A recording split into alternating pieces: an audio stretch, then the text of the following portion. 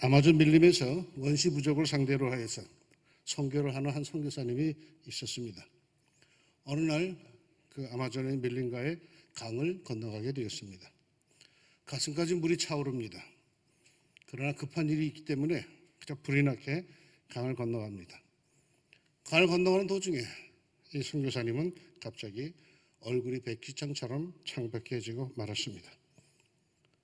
길이 10m나 돼 보이는 커다란 구렁이 아나콘다가 머리를 물 위로 내밀고 자신을 향해서 다가오고 있는 것을 봤기 때문입니다. 강둑에 서서 그것을 지켜보던 원주민들은 저 선교사는 분명히 아나콘다에게 통째로 먹혀 죽을 것이다 라고 생각을 합니다. 이 선교사는 강둑 위에서 구경하는 원주민들을 보고는 마음이 더욱 타들어갑니다. 만약 자신이 아나콘다의 밥이 되고 만다면 자신은 순교의 영광을 알겠지만은 이후 다른 선교사들이 그 지역에 들어와도 그 마을에서 복음을 전하는 일은 어려울 거라는 생각이 들었습니다. 그래서 선교사는 그 자리에서 간절히 기도합니다. 하나님, 아나콘다를 멀리 쫓아 주십시오. 원주민들이 그것을 보고 하나님의 살아계심을 믿게 하여 주옵소서. 그리고는 선교사는 손가락을 들어서 그 아나콘다를 향해서 담대하게 명합니다. 예수의 이름으로 명한다. 악하고 더러운 아나콘다야, 속히 너희 집으로 돌아갈지어다. 그 순간 놀라운 일이 일어났습니다. 선교사의 말이 떨어지자마자 고개를 내밀고 다가오던 이 아나콘다가 갑자기 고개를 휙 돌리며 방향을 바꾸고 있습니다. 정반대의 방향으로 가버렸습니다. 그것을 보고 원주민들은 환호성을 지릅니다. 그 선교사가 믿는 하나님은 대단한 분이라며 서로 수군거렸습니다. 세계 선교사 열전에 기록되어 있는 이야기입니다. 제가 만든 게 아닙니다. 그런데 아직도 못 믿는 사람들이 있는 것 같은데 아마존에 가서 아나콘다를 만나 직접 한번 이렇게 해보십시오. 그런데 말이죠. 아나콘다는 어떻게 선교사의 말을 알아들었을까요? 아니 그 아마존의 아나콘다는 어떻게 저 2000년 전에 팔레스타인에서 살다가 가신 그 예수님의 이름에 굴복을 했을까요? 그놈의 아나콘다가 언제 예수 이름을 들어봤을까요? 오늘 본문에 기록된 7절부터의 사건은요, 예수님께서 처음으로 12제자를 세상으로 파송하는 그런 장면입니다. 그런데 이 파송의 기록에는요, 뭔가 좀 석연치 않은, 분명치 않은 것이 있습니다. 그들은 무엇을 전하도록 파송을 받은 걸까요? 분명히 보낼 때는 뭔가 목적이 있어서 보냈을 텐데 무엇을 전하라고 파송을 받았을까요? 성경은 이렇게 얘기하고 있습니다. 12제자를 부르사 둘씩 보내시며 더러운 귀신을 제어하는 권능을 주시고, 귀신을 제어하는 권능을 주시고 보내셨답니다. 그래서 제자들은 세상으로 파송받아 나가서는 뭘 했는가 하면 12절에 제자들이 나가서 회개하라 전파하고 많은 귀신을 쫓아내며 많은 병자에게 기름을 발라 고치더라. 회개하라 전파했답니다. 근데 이 제자들이 나가서 회개하란다고 사람들이 순수히 회개를 할까요? 회개란 게 뭡니까?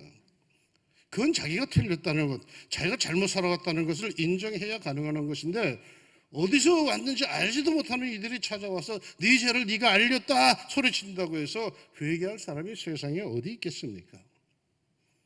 사실 당대에 회개하라고 해서 백성들의 주목과 존경을 받는 일은 사실 따로 있었습니다. 바로 세례 요한이었죠. 그러나 세례 요한은요, 그의 메시지가 회개였지만 세례 요한에게는 그만한 카리스마가 그에게는 있었습니다. 그는 에세나파 출신으로서 그만큼 돌을 많이 닦은 수도한 사람이었기에 그렇게 설교함에 사람들이 주목할 만했습니다. 그러나 예수님의 제자들은 이들은 수도하던 사람들이 아닙니다. 이들은 자기 직업 갖고 살던 사람들입니다. 그러다가 예수님과 함께 한 지도 실은 얼마 되지도 않는 사람들입니다. 처음으로 파송을 보냈다 그러니까 별로 얼마 지나지 않은 사람들이라는 얘기죠. 그러니 이들이 나가서 회개하라고 한들 회개할 리가 세상에 어디 있겠습니까? 그렇다면 사람들이 이 예수님의 제자들에게 주목을 한 것은 뭘까요? 그건 회개의 설교가 아니었습니다. 도리어 사람들이 주목을 한 것은 그 다음 절의 말씀, 많은 귀신을 쫓아내며 많은 병자에게 기름을 발라 고치더라입니다. 사람들은 제자들이 귀신을 쫓아내고 기름을 발라 병자들을 고치는 것을 보고 두 손을 들었을 겁니다. 놀라운 일 아닙니까? 그런데 제자들은 귀신을 쫓아내고 병자들에게 기름을 발라 고칠 때 뭐라고 하며 고쳤을까요? 사람들이 병고침을 받고 축사하는 현장에서 정작 주목하게 된 것은 뭘까요? 이 사건 직후 이어서 기록되어 있는 14절을 보면 짐작이 갑니다. 이에 예수의 이름이 드러난지라. 예수의 이름이 드러났답니다. 왜 드러났을까요? 제자들이 귀신을 쫓아내고 병자를 고칠 때 뭐라고 했다? 나사렛 예수의 이름으로 명하노니 했겠죠. 이 사실을 우린 사도행전에서 베드로와 요한이 선천성 지체 장애자를 일으킬 때 선포했던 말에서 확인할 수가 있습니다. 은과 금은 내게 없거니와 내게 있는 이것을 내게 주노니 나사렛 예수 그리스도의 이름으로 일어나 걸어라. 그랬을 겁니다. 예수의 이름으로 치유를 선포하고 그 예수의 이름에 귀신이 쫓겨나가고 병자들이 고침을 받은 것을 보았을 겁니다. 그리고는 아마 기가 막혔을 겁니다. 그 예수의 이름의 권사에 엄청 놀랐을 겁니다. 그러면 예수의 이름은 부적입니까? 주술입니까? 수리수리 마술이 같은 겁니까? 뭐든지 예수 이름으로 하면 통하는 겁니까? 첫날의 말씀이에요. 사도행전에 보면은 어처구니 없는 해프닝이 벌어진 사실이 기록되어 있습니다. 에베소에서 사도 바울은 예수의 이름으로 엄청난 이적을 행합니다. 그런데 이 에베소에는 당대 마술사들이 아주 많이 살았습니다. 이 마술사들이 이 사도 바울이 행하는 그 이적을 볼 때에 예수 이름의 그 역사가 정말로 독특했습니다. 아주 놀라운 거였습니다. 그래서 마술사들이 흉내내고 싶어 합니다. 이런 해프닝이 사도행전 19장에 기록되어 있습니다. 이에 돌아다니며 마술하는 어떤 유대인들이 시험 삼아 악귀 들린 자들에게 주 예수의 이름을 불러 말하되 내가 바울이 전파하는 예수를 의지하여 너희에게 명하노라 하더라. 유대의 한 제사장 스게바의 7 아들도 이 일을 행하더니 악귀가 대답하여 이르되 내가 예수도 알고 바울도 알거니와 너희는 누구냐 하며 악귀 들린 사람이 그들에게 뛰어올라 눌러 이기니 그들이 상하여 벗은 몸으로 그 집에서 도망하는지라. 무작정 누구나 다 그냥 예수 이름으로 명한다고 되는 게 아니라는 거예요. 예수님께 능력을 받아야 하고 그에 대한 믿음이 있어야 한다는 거죠. 어떤 사실에 대한 믿음일까요? 오늘 성경 본문이 기록되어 있는 이 마가복음은 조금 독특한 구조를 갖고 있습니다. 마가복음은 총 16장, 16장입니다. 그런데 이 마가복음을 그 내용을 볼 때에 둘로 나눌 수가 있습니다. 1장에서 10장까지 그리고 11장에서 16장으로 나눕니다. 먼저 1장에서 10장까지는 예수님의 공생애 3년 동안의 일이 거기에 다 기록이 되어 있습니다. 이어서 11장부터 16장은 독특하게도 한 주간의 스토리가 다 있습니다. 즉 예수님의 고난주간 한 주간의 일이 11장부터 16장에 기록이 되어 있습니다.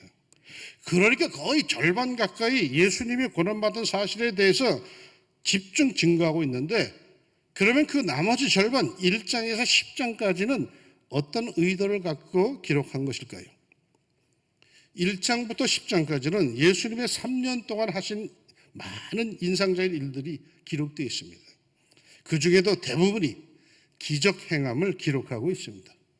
수많은 각양각색의 병자들을 고치고 귀신 들린 이들을 치료하시고 오병이어로 5,000명을 먹이시고 또 비슷한 것으로 4,000명을 먹이셨으며 풍랑과 바다를 잔잔케 하시고 12년 동안 혈류병을 앓던 여인을 고치시고 죽인 야이로의 딸을 살려내시고 한센신 나병 환자를 고쳐주시고 시각장애인 바디모의 눈을 뜨게 해주시고 등등등. 마가복음 상반부에는 설교보다는 어떤 액션, 예수님의 치유의 역사가 참으로 많은 기적들이 거기에 기록되어 있습니다.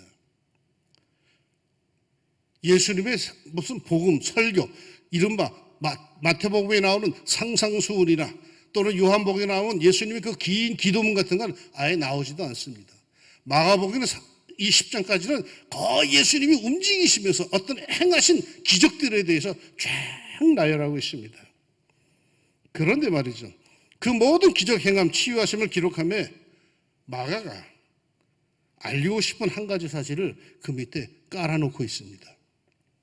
그것이 두 길로 나타납니다. 먼저 사람들은 그런 놀라운 일들을 목격하거나 한결같이다. 이 사람이 누구이기에 이런 일을 하느냐라고 깜짝 놀랍니다. 그가 누구이기에 바람과 바다도 순종하는가.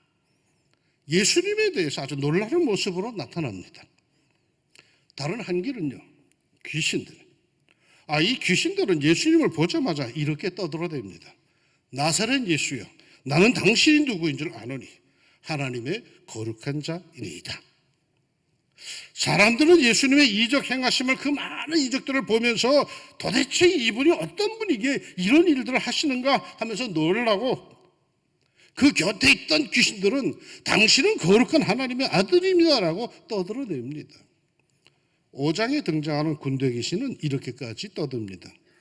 지극히 높으신 하나님의 아들 예수여, 나와 당신이 무슨 상관이 있나이까? 원하건대 하나님 앞에 맹세하고 나를 괴롭히지 마옵소서. 그러니까 마가복음이 우리에게 증언하는 것은 예수님은 하나님의 아들이시며 그 하나님의 아들이 우리의 죄를 위해서 고난을 받고 십자가에서 죽으셨다는 것입니다. 그러게 마가복음의 끝부분인 마가복음 15장 39절에 가면은 예수님의 십자가 처형을 처음부터 끝까지 가장 가까이에서 지켜본 로마 군인 백부장이 십자가 밑에서 이렇게 고백을 합니다. 예수를 향하여 섰던 백부장이 그렇게 숨지심을 보고 이르되 이 사람은 진실로 하나님의 아들이었도다 하더라. 그러니까 마가복음은 우리 보고 예수 믿으라는데 예수님의 무엇을 믿으라고요? 하나님의 아들 되심을 믿으랍니다. 여러분, 우리는 예수 믿는 사람들입니다.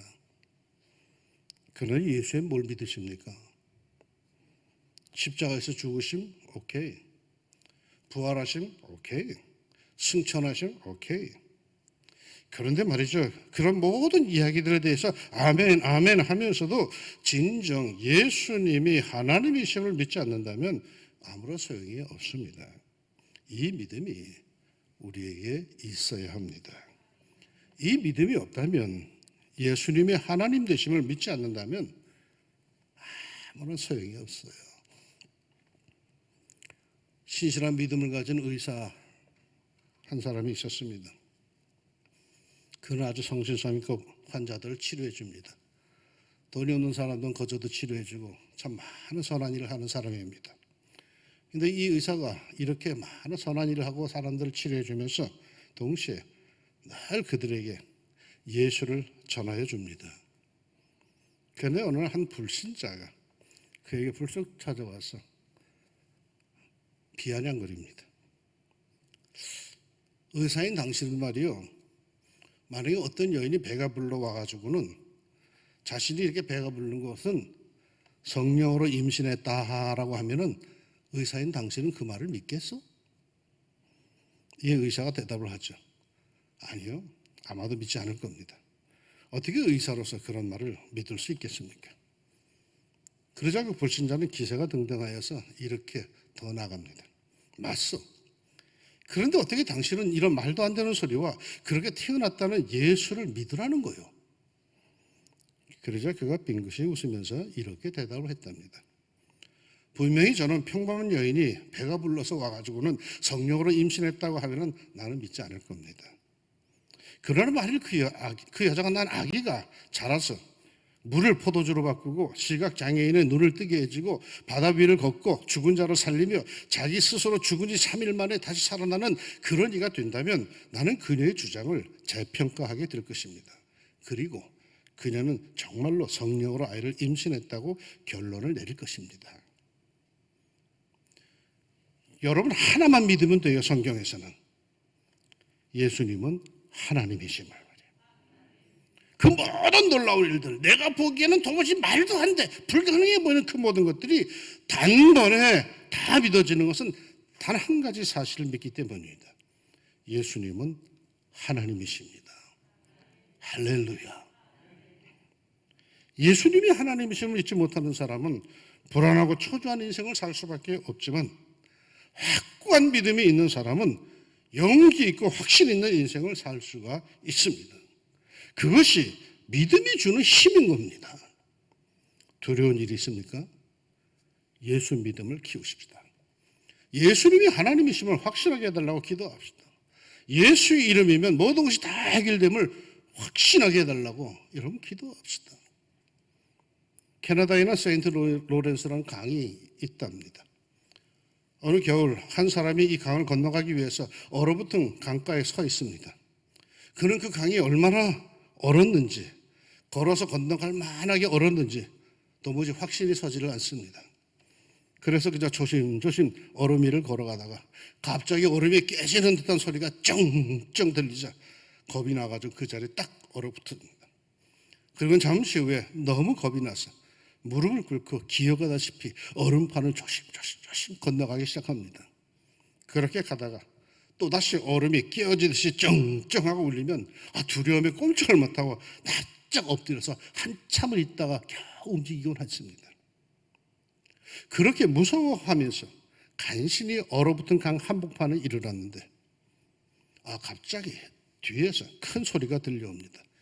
이게 무슨 소린가 하고 뒤를 돌아봤더니 어이없게도 두 마리의 말이 마차를 끌고 질풍처럼 그 얼어붙은 강 위를 달려가고 있는 것이었습니다.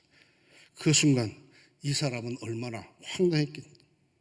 사실 그 세인트 로렌스 강은 한겨울에 얼마나 두껍게 얼어붙는지 마차가 달려도 끄떡도 없는 얼음덩어리였던 것입니다. 여러분, 믿음이 없다는 것은 바로 이런 겁니다. 쩡소리만 나도 그냥 사시땅 떨듯이 이거 뭐야 이거 정신을 못 차려요. 예수가 하나님이심을 믿지 못하는 사람들은 그저 조그만 것에도 순간적으로 본능적으로 두려움이 확 밀려들어와요.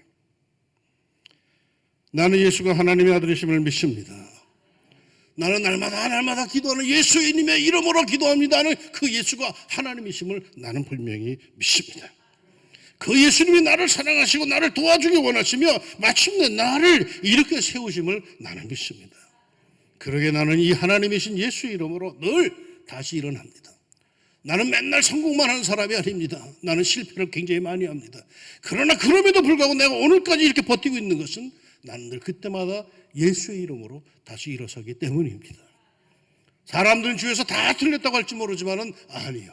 나의 주인, 나의 하나님 예수님은 나를 여전히 붙들고 계십니다. 예수의 이름으로 나는 일어서리라.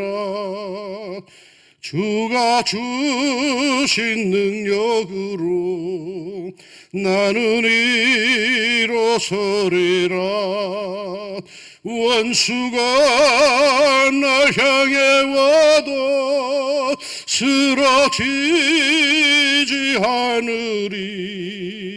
주가 주신 능력으로 주가 주신 능력으로 주가 주신 능력으로 일어서리. 할렐루야. 불안하고 두려운 문제로 벗어나지 못해 어려운 가운데 있는 교우들이 있으십니까? 나 역시 그런 불안과 두려움과 심한 연민에 빠져 헤매고 있는데, 기도하는데 예수님께서 그러시더라고요. 너는 왜 나를 안 믿니? 전에 마가복음을 묵상하다가 4장에 기록된 갈릴리 호수에서 풍랑을 만난 장면에서 은혜를 크게 받은 적이 있습니다. 무섭게 일어난 풍랑 속에 제자들은 죽게 되었다고 난리를 치는데 예수님은 그 난리통에도 편안히 잠이 드셨고, 마침내 제자들이 다 죽게 되었다고 예수님을 깨우자 예수님의 부시시 일어나시더니 도리어 왜 두려워하느냐 하시면서 제자들을 야단을 치십니다. 나는 솔직히 이 장면이 이해가 안 됐어요. 아니 배가 요동을 치는데 어찌 안 무섭니까? 풍랑이 일어나서 배가 쪼개질 것 같은데 어찌 안 무섭습니까? 그 무서운 게 뻔한 겁니다. 그건 본능입니다. 그런데 예수님은 왜 무서워하느냐고 제자들을 야단을 치셨을까요? 그야말로 두려운 현실임이 분명한데 말이죠. 그것도 애들도 아니고 어른들이에요. 그것도 갈릴리 호수에서 잔뼈가 굵은 어부 출신 베테랑들이에요. 그런 전문가들이 판단할 때, 야, 이거 큰일 났다라고 할 정도라면은, 그들이 두려워할 정도라면, 이건 정말 심각한 현실인데, 어찌 무서워한다고 야단을 치시는 걸까요? 예수님의 책망에 제자들이 잘못한 합리적인 이유를 찾아보려고 해도 찾을 만한 게 사실은 없습니다. 제자들이 절망적 풍랑 속에서 두려워한 것은 이건 아주 자연스러운 겁니다. 당연한 겁니다. 이건 본능적인 겁니다. 그렇다면 예수님의 말씀, 책망 속에는 단 한 가지만 분명해지겠죠. 이것은 왜 당신을 믿지 않느냐는 책망입니다. 왜 풍랑이 무서워서 그러는 건데 그 야단친 게 아니라 왜 너는 나를 믿지 않느냐는 거예요. 예수님이 하나님이신데 왜 그 하나님이 하나님이신 예수님을 믿지 않느냐라고 하는 말씀인 거죠. 예수 잘 믿읍시다. 여러분, 예수님은 하나님이십니다. 예수님은 절대자요, 능력자요, 해결자요, 힘이요, 권세입니다. 그분은 위대한 멘토가 아니에요. 그분은 하나님이세요. 오늘 본문은 이렇게 시작하죠. 그들이 믿지 않음을 이상히 여기셨더라. 뭘 믿지 않았다는 걸까요? 오늘 본문 앞절의 사건은 예수님의 고향 땅에서의 사역 이야기인데, 고향 사람들이 예수님의 설교의 은혜를 엄청 받으면서도 예수를 믿지 않았답니다. 그들은 뭘 믿지 않았다는 걸까요? 2절 이하를 보니까 이렇게 나옵니다. 안식일이 되어 회당에서 가르치시니 많은 사람이 듣고 놀라 이르되 이 사람이 어디서 이런 것을 얻었느냐? 이 사람이 받은 지혜와 그 손으로 이루어지는 이런 권능이 어찌 됨이냐? 이 사람이 마리아의 아들 목수가 아니냐? 야고보와 요셉과 유다와 시몬의 형제가 아니냐? 그 누이들이 우리와 함께 여기 있지 아니하냐 하고 예수를 배척한지라. 은혜는 엄청나게 받으면서도 믿지 않았답니다. 그들에게는 예수님에 대해서 신비감이 없었어요. 예수님의 신성 하나님 되심에 대해서 호기심도 없었어요. 왜? 인간적으로 너무 잘 알고 있었기 때문입니다. 그러게 예수님을 믿지를 않았습니다. 즉 예수님의 하나님 되심을 믿지 않았습니다. 그 결과요? 이렇게 말합니다. 거기서는 아무 권능도 행하실 수 없어 다만 소수의 병자에게 안수하여 고치실 뿐이었고. 믿지 않으면 자기 손해입니다. 남들은 다 고침 받는데 자기만 고침 못 받아. 왜? 믿지 않기 때문에. 믿지 않음을 이상히 여기셨더라. 왜 이상히 여기셨을까요? 예수님은 모르는 게 없는 분이신데 그 모르는 게 없는 예수님이 이상히 여길 정도였대요. 왜 이상히 여기셨을까요? 아니 믿지 못할 이유가 없는데 왜 안 믿느냐는 거예요. 예수님이 하나님이심이 증거로 이미 드러나는데 왜 그 역사를 보지 않고 자꾸 인간적인 것에만 주목하느냐는 말이에요. 아니 네 생에 네 삶에 네가 돌아보면은 고비고비마다 내가 하나님 되어서 너를 도와준 게 분명한데 너는 아직도 안 믿고 있느냐는 거예요. 이상히 여기셨대. 이상 말이야. 문제에 파묻혀 있으면서 아픔 속에 있으면서 골칫덩어리를 끌어안고 있으면서 그 문제를 해결해 주겠다는데도 믿기만 하면 해결할 길이 열린다는데도 왜 믿지 않고 계속 그러고 있느냐고 아주 예수님이 이상히 여기셨대. 쟨 정말 이상한 애야. 사랑하는 여러분, 상황이 현실이 아무리 어쩌더라도 예수님은 하나님이시고 하나님이신 그 예수님은 나의 선한 목자여 나의 문제를 기꺼이 해결해 주십니다. 이 예수 믿음 더욱 확신하고 충만하기를 바랍니다. 예수의 이름으로 명하노니 예수가 하나님이심을 믿는 모든 자에게 마침내 그 믿음대로 모든 문제가 풀릴지어다.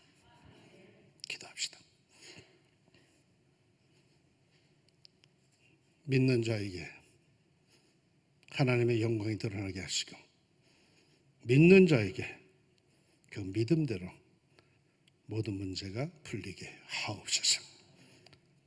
세상에 하찮은 것들도 예수 이름을 알아서 스스로 떠나가고 무너지고 돌아가고 하는데 어찌 우리의 삶의 현장에서 그 예수 이름의 권세가 없겠습니까? 귀신들도 예수가 하나님의 아들인 걸 알아서 스스로 떠들고 다니는데 어째서 인간만큼 그렇게 고집스럽게 그 길을 고집하는지 하나님 이제는 돌아서게 하시고 예수님의 참 하나님이심을 고백하는 모든 성도들에게 그 믿음대로 우리 하나님이신 예수님이 주시는 평화가 있게 하여 주시고 기도하는 것 예수 이름으로 기도하는 그들에게 그대로 역사가 이루어지도록 주님 축복하여 주옵소서. 예수님의 이름으로 기도합니다.